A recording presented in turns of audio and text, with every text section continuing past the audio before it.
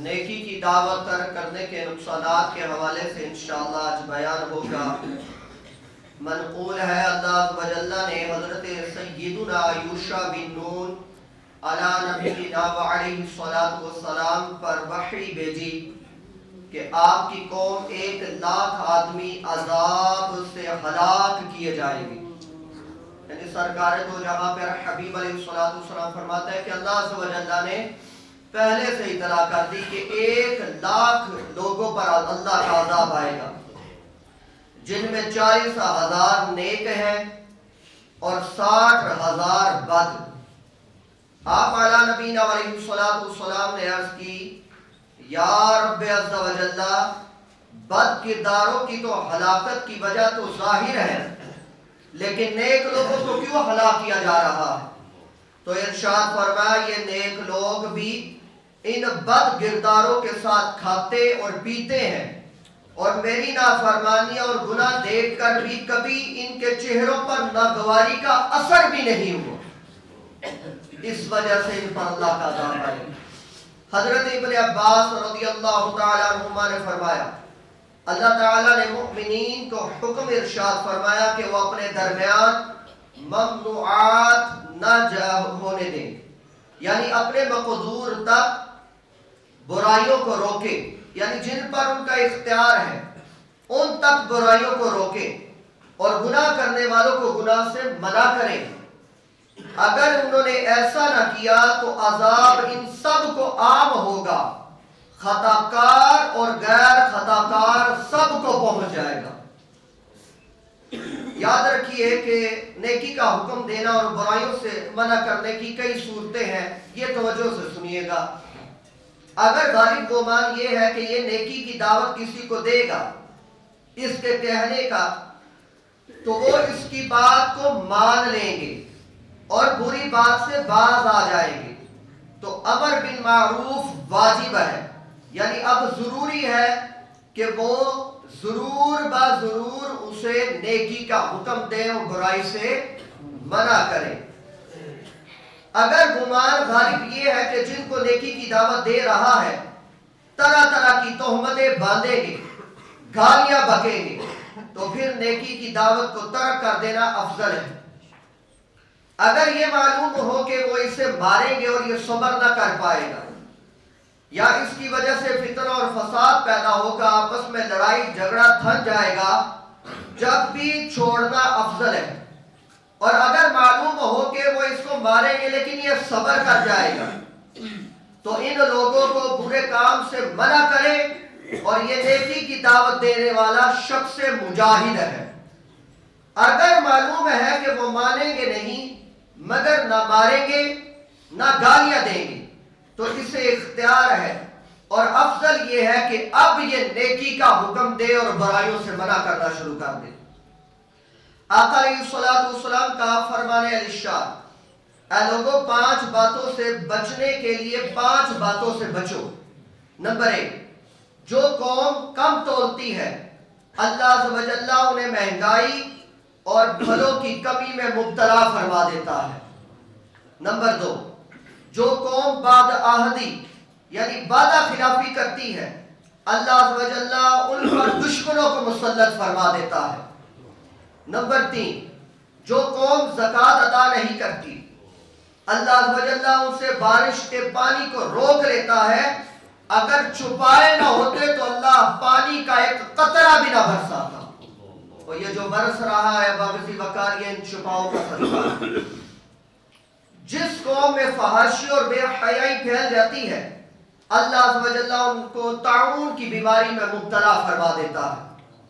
جو قوم قرآن پاک کے بغیر فیصلہ کرتی ہے اللہ عز و جل ان کو زیادتی یعنی غلط فیصلے کا مزہ چکھاتا ہے اور انہیں ایک دوسرے کے ڈر میں مبتلا کر دیتا ہے۔ ایک دن آقا دو جہاں پر حبیب علیہ الصلوۃ والسلام نے خطبہ ارشاد فرمایا اور مسلمانوں کے کچھ گروہوں کی تعریف فرمائی، پھر ارشاد فرمایا ان لوگوں کا کیا حال ہے جو اپنے پڑوسیوں کو نہیں سمجھاتے، نہ سکھاتے، نہ نیکی کی دعوت دیتے، نہ برائی سے منع کرتے۔ ان لوگوں کو کیا حال جو اپنے پڑوسیوں سے نہیں سیکھتے، نہ ان سے سمجھتے نہ نصیحت حاصل کرتے۔ اللہ عز و جل کی قسم، چاہیے کہ ایک قوم اپنے پڑوسیوں کو ضرور دین سکھائے، سمجھائے، نصیحت کرے، نیکی کی دعوت دے۔ اسی طرح دوسری قوم کو چاہیے کہ اپنے پڑوسیوں سے دین سیکھے، سمجھے، نصیحت حاصل کر لے، ورنہ جلد ہی انجام اسے انہیں بھگتنا پڑے گا۔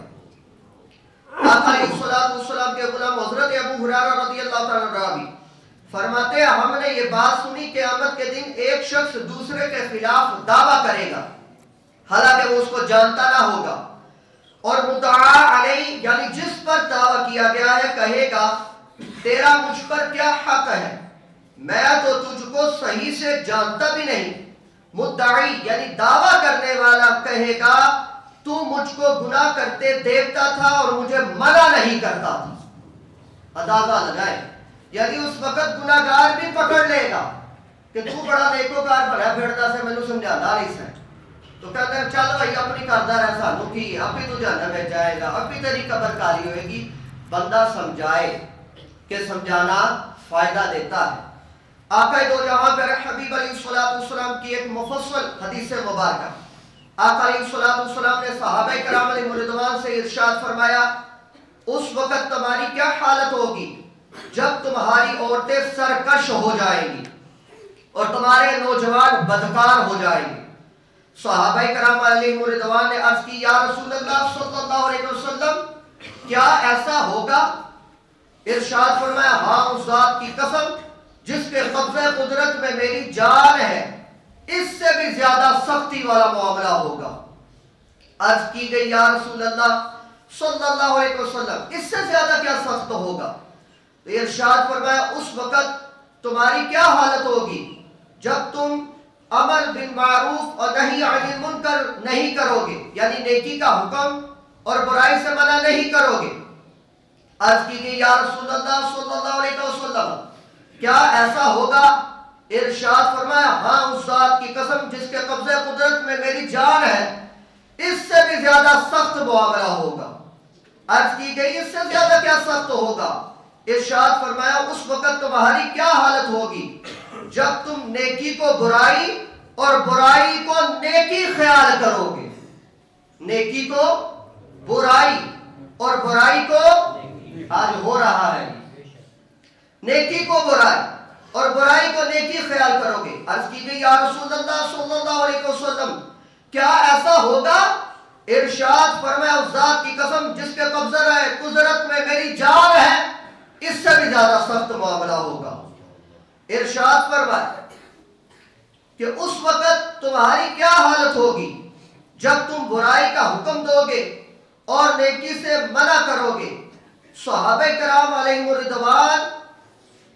نے عرض کی، یا رسول اللہ صلی اللہ علیہ وسلم کیا ایسا ہوگا؟ ارشاد فرمایا، ہاں اس ذات کی قسم جس کے قبضہ قدرت میں میری جان ہے، اس سے بھی زیادہ سخت معاملہ ہوگا۔ ارشاد فرمایا، مجھے اپنی عزت اور جلال کی قسم میں ان لوگوں کو ایسے فتنے میں مبتلا کروں گا۔ اللہ عز و جل کا ارشاد ہے، یعنی اللہ فرماتا ہے، مجھے اپنے عزت و جلال کی قسم میں ان لوگوں کو ایسے فتنہ میں مبتلا کروں گا کہ ان کے سمجھدار لوگ بھی حیران ہو جائیں گے کہ ہمارے ساتھ ہو کیا رہا ہے۔ اب آگے سے بتا، اتنی مفصل ہے مبارکہ، اللہ کا دو جہاں نے ہر چیز کھول کر رکھتے، ہر چیز کا بیان فرما دیا۔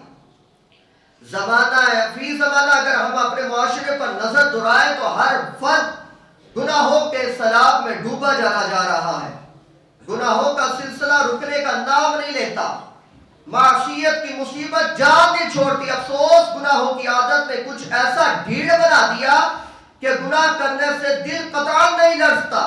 اس کے علاوہ جو لوگ نیک اور پرہیزگار نظر آتے ہیں، وہ بھی قدرت کے باوجود نیکی کا حکم دینے اور برائی سے منع کرنے والی ذمہ داری ہی سے دستبردار ہو چکے اور سستی کرتے ہیں۔ معاذ اللہ، فلمیں، ڈرامے، گانے باجوں کی آوازیں سن کر ان کے ماتھے پر شکن تک نہیں آتی، بلکہ بات تو اپنے گھر والوں کو برائیوں میں مبتلا دے کر جی میں کرتے تک نہیں، اور انفرادی کوشش کرنے کے بجائے خود ان کے ساتھ مل کر گناہوں کا بازار گرم کرتے ہیں۔ کہ ہماری اولاد نے کہا ٹھیک ہے لگ جاؤ تسی بھی نہ آ رہی، بس ہماری اولاد نے کہہ دیا ہے یہی اولاد تمہیں جہنم میں لے کر جائے گی، جب تمہارے گریبان سے یہاں پکڑے گی اللہ کی بارگاہ میں کھڑا کرے گی نا، پھر کہے گا، پھر نہیں یہ عذر پیش ہوگا وہ تو میرا پتر ہے کی کرنا میں، انہوں نے کہا پتر سا تو پتر بنا کے رکھنا سی، انہوں نے کیا تو لا کے رکھنا سی، اب اللہ کی بارگاہ میں کھڑا کر کے کہے گا یہ ہے میرا باپ جو مجھے نماز کا حکم نہیں دیتا، یہ ہے میرا باپ جو میں گناہ کرتا تھا تو روکتا نہیں تھا، تو اب ابا سی وقار اس وقت باپ شرمندہ ہوگا اور کہتا ہوگا کاش اللہ عز و جل کے اس فرمان پر عمل کر دیا ہوتا کہ یا ایھا الذین آمنوا قوا انفسکم واہلیکم نارا، اے ایمان والو اپنے آپ کو اپنے گھر والوں کو جہنم کی آگ سے بچاؤ، اور یہ اس وقت دعویٰ کر رہا ہوگا۔ ابا سی وقار آخری ایک حدیث مبارکہ سنیے اور اپنے عبرت کا نشان بنائیے مجھ سمیت۔ اللہ عز و جل کے محبوب آقا دو جہان ارشاد فرماتے ہیں اس ذات کی قسم جس کے قبض قدرت میں محمد صلی اللہ تعالی علیہ وآلہ وسلم کی جان ہے، میری امت میں سے بعض لوگ اپنی قبروں سے بندر اور خنزیر کی شکل میں اٹھیں گے،